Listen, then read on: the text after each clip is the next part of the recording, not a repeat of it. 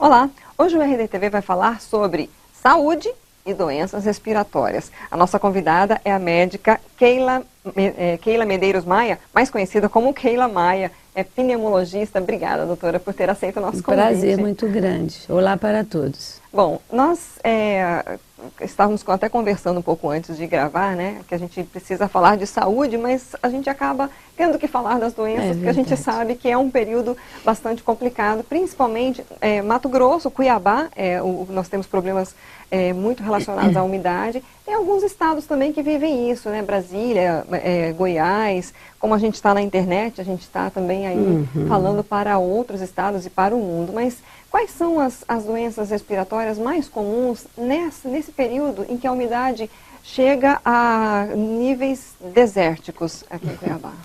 É verdade. Bem, antes de falar nas doenças mais comuns, seria interessante nós lembrarmos, né, o papel da via respiratória. A via respiratória, ela começa com a via respiratória alta, que é o nariz, a garganta, e a via respiratória baixa, que são propriamente os pulmões, né? Então, nós temos que entender que especialmente a via respiratória alta tem a função de filtrar o ar. Por quê? Porque um volume muito grande de ar vai entrar para os pulmões para captar oxigênio e jogar fora o gás carbônico. Então, conclusão, nós temos um grande filtro funcionando e o organismo faz o possível e de uma forma bastante eficiente para filtrar esse ar que vai adentrar os pulmões, né? Então, quando esse filtro fica exposto a um ar de baixa qualidade, ele fica sobrecarregado, como qualquer filtro ficaria, né? Especialmente quando o ar fica muito seco, porque o nosso organismo, para funcionar bem, ele precisa de muita umidade. A nossa umidade é em média de 70%, que corresponde à umidade, por exemplo, de uma fruta, que é o abacaxi. Nós temos uma quantidade, necessitamos de uma quantidade enorme de água para funcionarmos bem. Então, veja bem, eu tenho um filtro precisando trabalhar, recebe um ar poluído, cheio de partícula desidratada, flutuando, agravada pelo processo de queimada urbana, queimada rural, e ele em si ressecado.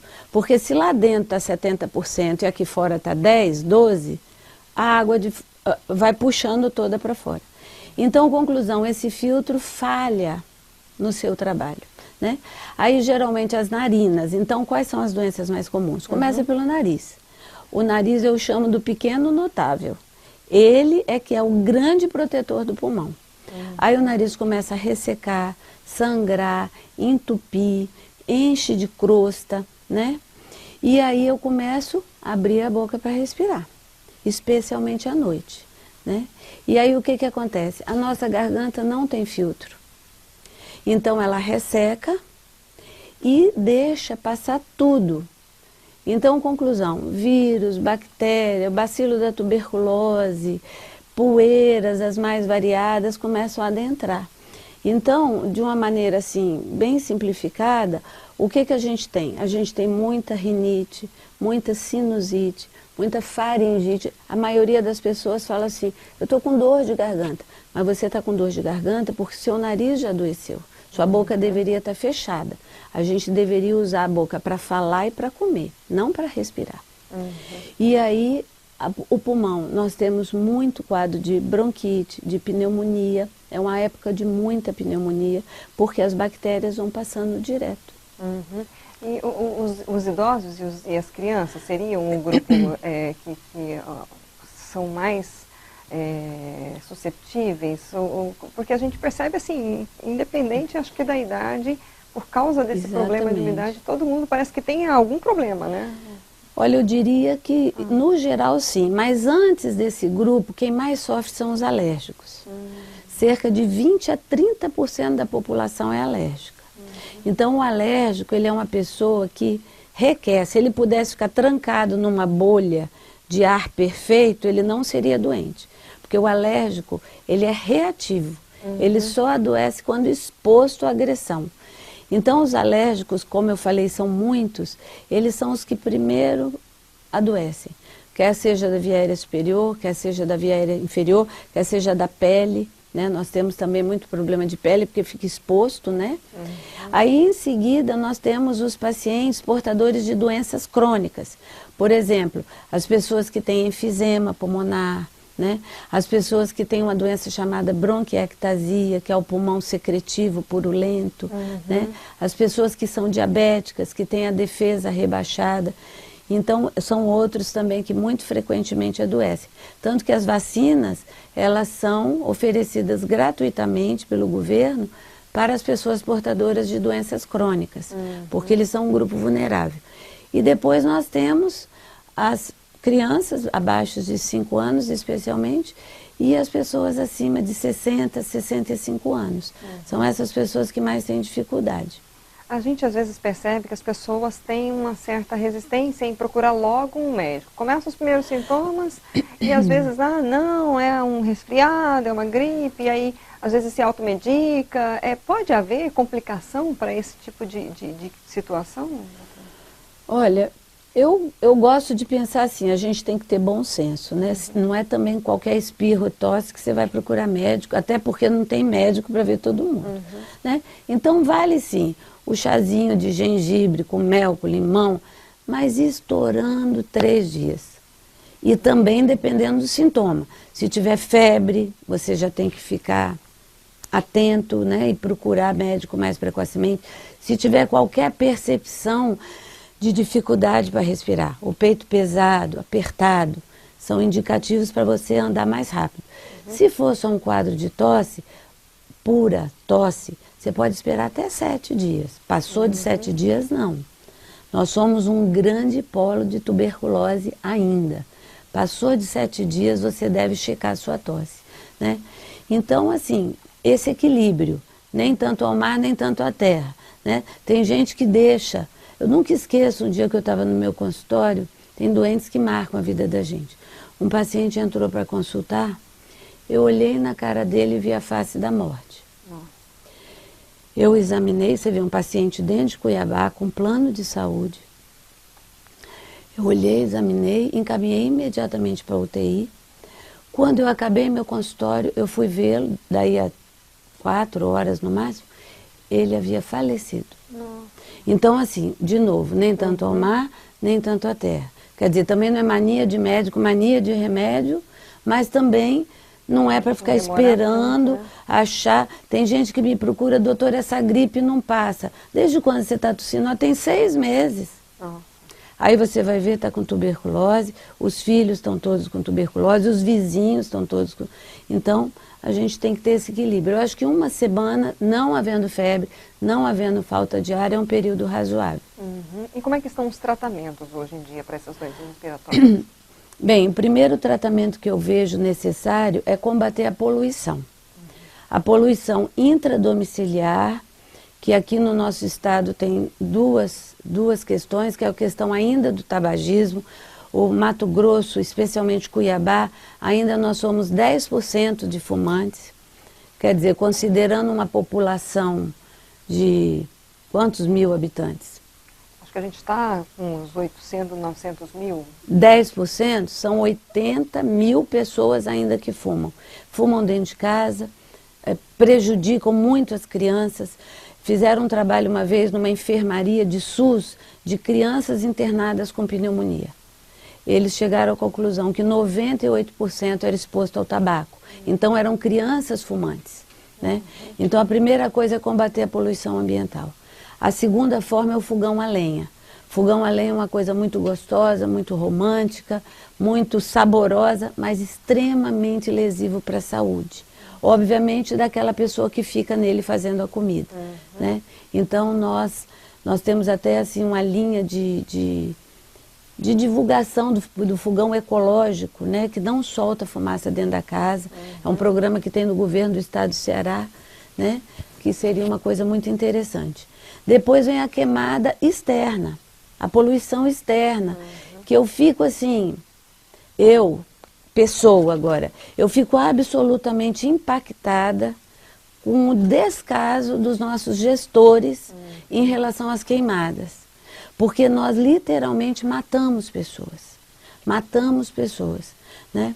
Pessoas que ficam trancadas dentro da sua casa. Eu tenho vários pacientes idosos que ficam trancados dentro dos quartos. A família pagando uma conta de energia enorme porque tem que ligar o ar-condicionado, porque eles não podem sair de dentro dos quartos por causa das queimadas. E é tão fácil localizar um foco de queimada, né? É tão fácil, é tão visível e penalizar.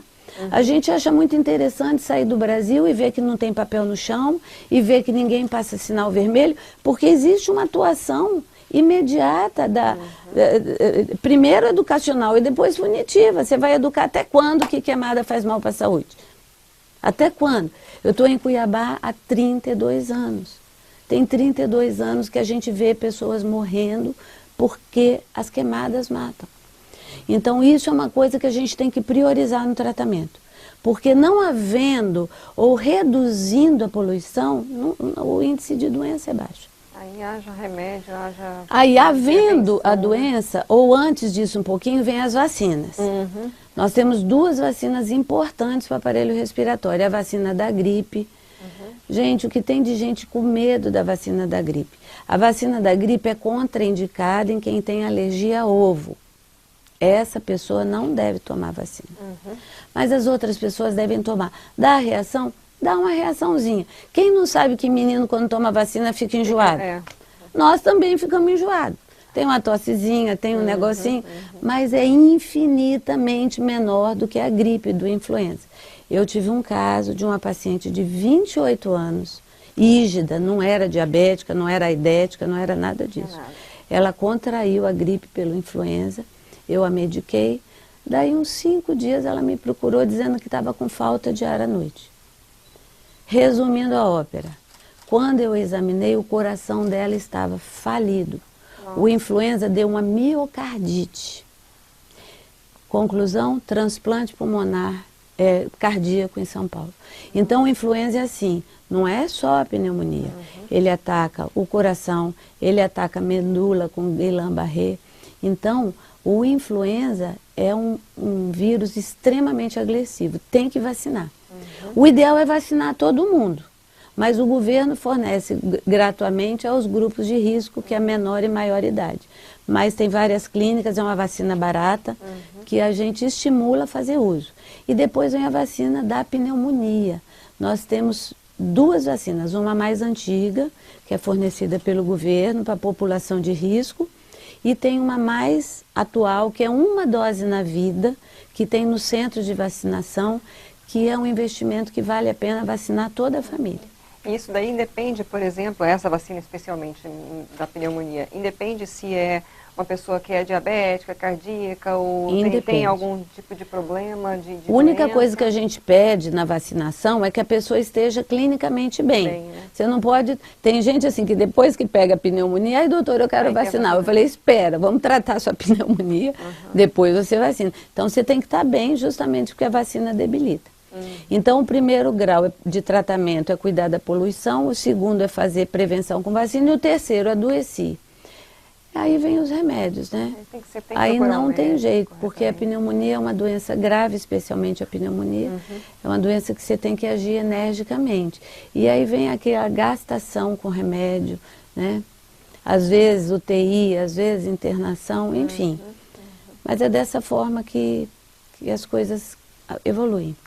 Bom, tá muito interessante a entrevista, mas eu acho que a gente já tem aí uns 15 minutos de bate-papo, né, Juscelia? Então a gente vai partindo para o encerramento já. Sim. Vamos falar de saúde, então. Sim. Como é que a gente pode ter uma boa saúde respiratória, desenvolver isso independente da idade, criança, jovem, adulto, idoso? Como fazer isso, doutora? Bem, eu acho que a gente começa falando assim, que o período crítico nosso é a seca. Porém, a época da água... Eu chamo assim, a Vila Sapo em janeiro, né? É tudo molhado, a gente tem muito problema com os fungos com mofo. Muitos problemas mesmo. Então a gente tem que estar atento ao combate de uma coisa e outra. O mofo, existem os antimofos que a gente pode colocar no ambiente, no guarda-roupa. E a seca, beber água, umidificador que deve ser esvaziado uma vez por dia, não deve ficar com água parada, né? Muita água no ambiente, toalha, debaixo das camas, né? A bacia, como a gente diz. A bacia só se for um bacião de boca larga, não adianta balde de boca estreita. Tem que ser coisa larga e com superfície fina, não precisa encher de água, né? Mas tem que ter água no ambiente. Beber água, lembrando que o idoso perde a percepção da sede. Então tem que oferecer água para o idoso, é uma causa importante de doença e óbito no idoso. Não quer, tem que dar, né? Enfim, combater a poluição. Gente, narguile é tabaco, não é para deixar usar narguile. Não deixa ninguém fumar perto de você. Lembrar que o fumante é um dependente químico, que perde a percepção muitas vezes que o tabagismo é uma fumaça que esparrama. Então nós não fumantes temos que colocar limites, porque você como não fumante aspirando a fumaça adoece do mesmo jeito, né? Evitar praticar esporte no fim do dia, que a umidade do ar está mais baixa, praticar esporte de manhã. E dobrar o joelhinho, né? Pedir a Deus para te proteger. Saúde, né? Saúde. Doutora, muito obrigada pela todos os seus esclarecimentos. Foi, assim, acho que bastante esclarecedor, importante a gente falar. Eu espero que a gente ajude muita gente que está aí na internet nos assistindo. Agradeço muito. É um prazer enorme e o meu desejo é que vocês não venham a adoecer. Mas se adoecer, tem uma gama aí de profissionais preparados para recebê-los. Ok, obrigada. Um abraço a todos, um abraço. Nós conversamos hoje com a doutora Keila Maia, médica pneumologista, falando das doenças respiratórias e da saúde, como promover a nossa saúde respiratória, independente da idade. Ela trouxe informações tão importantes, gente. Convido você a compartilhar essa entrevista, manda nos seus grupos do WhatsApp, sabe, para toda a família, para todos os grupos. Eu acho que são riquezas que a gente tem aqui na internet e a gente pode, que bom, né, promover isso para a gente, para você. Então, a entrevista na íntegra, ela fica disponível no site rdtv.com.br, no site RD News e também no canal do YouTube. É só curtir e compartilhar. Até a próxima.